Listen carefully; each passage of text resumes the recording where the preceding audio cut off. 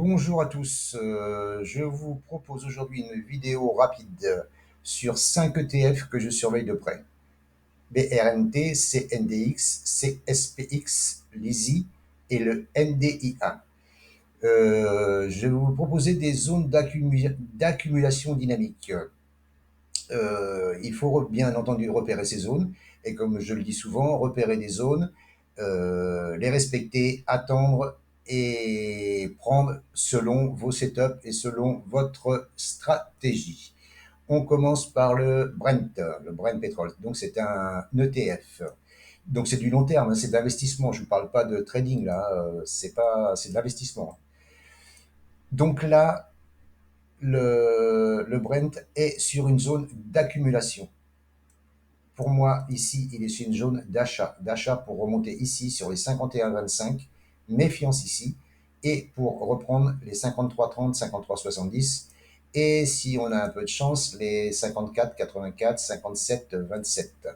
Mais déjà, si on prend depuis la zone ici, parce que là, si on prend dans cette zone-là, il y a déjà 28% à prendre ici, hein. Surtout que là, c'est la fin du mois, on est dans une zone d'accumulation. Pour moi, c'est une zone d'achat et cela n'engage que moi. Maintenant, à chacun de voir. Maintenant, on va passer sur le CNDX. CNDX qui est sur qui est sur le Nasdaq, qui réplique aussi le Nasdaq.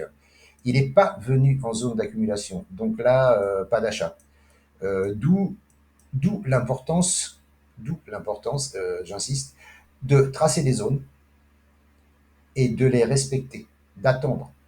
On peut se tromper, il peut repartir ici, remonter en haut, et c'est pas grave.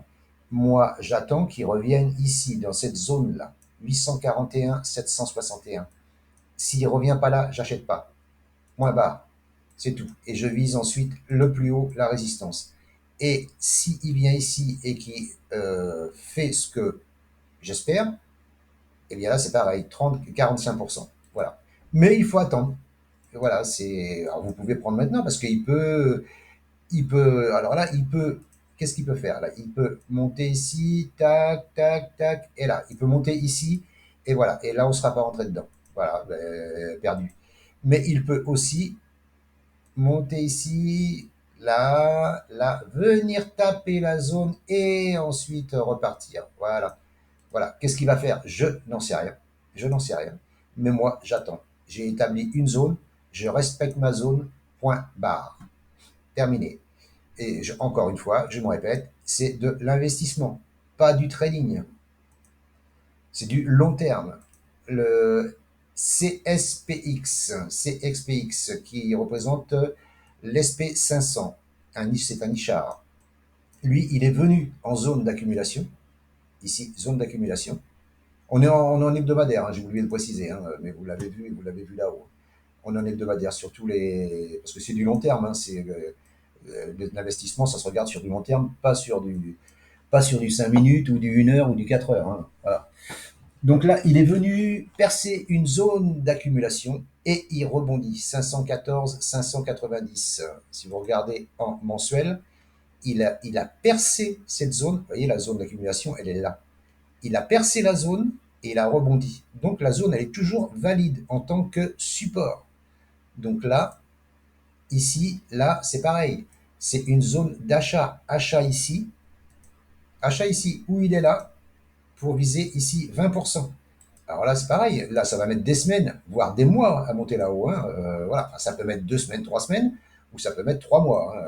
Voilà. Mais une fois que vous avez pris là, là, on est le 29. Le premier, vous prenez une ou deux positions, et le mois d'après, une ou deux positions, et le mois d'après, une ou deux positions, et vous laissez monter. Voilà. Euh, il- les ETF comme ça sont censés monter. Et de toute façon, tous ceux que je vous présente, si vous regardez la configuration, ils sont tous haussiers, hein. Haussiers long terme, très long terme. Donc, c'est que de l'achat. Jamais de vente là-dedans, hein. Même quand c'est là que vous voyez ça de la vente, on ne vend pas. On ne vend pas un ETF. On attend qu'il vienne sur une zone d'accumulation, de support, et on reprend à l'achat. Donc là, c'est achat pour celui-ci aussi. Après, il y a le ESI qui est bien connu, c'est sur le BNP. Voilà. Lui, pareil. Zone d'accumulation ici. Zone d'accumulation ici, regardez. Qu'est-ce qu'il a fait en mensuel? Et je répète, on est le 29, la fin du mois, elle est proche. Il a percé sa zone de support. Je dis bien percé. Il n'a pas clôturé dessous. Tant qu'il ne clôture pas sous les 23-21, là, c'est de l'achat. C'est de l'achat. Et là, il est pile poil sur la zone. Voilà. Donc là, c'est pareil. Achat ici. Là, en plus, celui-là, il n'est pas très cher. Achat ici. Et là, vous avez 18, 18, 20% à prendre. Voilà. Et là, c'est pareil. Vous pouvez en prendre, allez, je sais pas, je dis n'importe quoi, hein, 10 ici. Là, vous en prenez, je sais pas, ouais. Allez, 10 ici, là, pour commencer. Tac. Et le mois d'après, s'il remonte ici, vous en reprenez 10, vous en prenez 10 ici. Après, vous en reprenez 10 ici. Et vous laissez monter tranquille. Vous laissez monter tranquille. Vous vous en occupez pas. Vous venez pas dessus. Parce que le fait de faire des conneries aussi, c'est, enfin, quand je parle en investissement, c'est d'aller trop souvent voir nos positions, parce que quand c'est à la baisse, on dit oh là là, je vais fermer, je vais fermer, je vais fermer, j'ai peur et tout. Non, non. Vous avez pris une décision, vous avez tracé des niveaux, vous respectez vos niveaux. Et c'est tout, point barre. Et vous attendez. C'est normal que de temps en temps, ça passe sous votre prix d'entrée. Ça peut pas, vous pouvez pas prendre ici, puis ça va monter tout de suite. Hein. Non, je suis pas, non, je suis désolé, ça se passe pas comme ça. On n'est pas chez McDonald's là. Hein. Donc voilà, achat, là, très belle zone d'achat aussi pour le Easy. Voilà. Et le petit derrière, c'est les Indiens. Voilà, ici, belle zone d'achat, accumulation, mais il est déjà venu rebondir. Donc là, il est un peu loin quand même, hein, il est un peu loin à mon avis, hein, pour être pris, parce que là, voilà, soit faire ça, hop, et remonter là-haut. C'est ce que normalement il pourrait faire.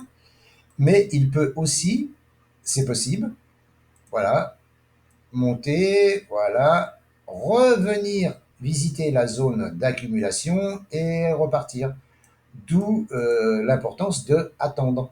Donc là, ici, si vous estimez que c'est trop loin, et effectivement, moi je pense que c'est un peu loin, là il faut attendre, on laisse tomber.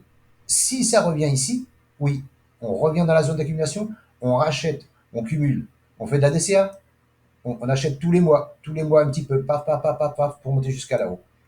Voilà les 5 ETF que je voulais vous présenter et qui sont, selon moi, de bons ETF et qui ont un bel avenir. Je vous remercie de m'avoir écouté, je vous souhaite une bonne fin de journée et je vous dis à bientôt. Soyez prudents. Ciao, ciao!